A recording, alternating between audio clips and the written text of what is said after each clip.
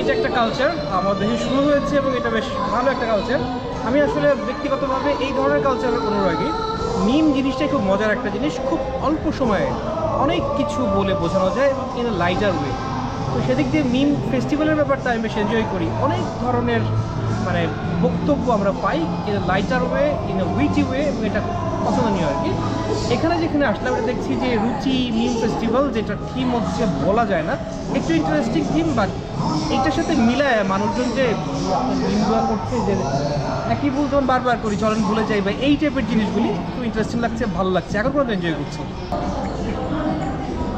এখানে আসার পর সবচেয়ে বেশি যে আনন্দ যেটা লেগেছে সেটা হচ্ছে যে এখানে অনেক রকমের মিম টেমপ্লেট দেওয়া আছে। আপনারা পিছিয়ে যদি দেখতে পারেন তাহলে এখানে কয়েকটা মিম টেমপ্লেট আছে, এরকম পুরো ভেন্যুটাই এভাবে মিম টেমপ্লেট দিয়ে বানানো। তো মিম টেমপ্লেটগুলো দেখলে মানে খুবই মানে মজাদার আর কি। আর আশেপাশে এখানে কিছু বোথ আছে কার্ডবোর্ড কপি দিয়ে, মানে কার্ডবোর্ড দিয়ে কাটানো। তো যারা চাইলে ওখান থেকে ছবি তুলে আর কি একটা সুন্দর একটা ছবি নিতে পারবে।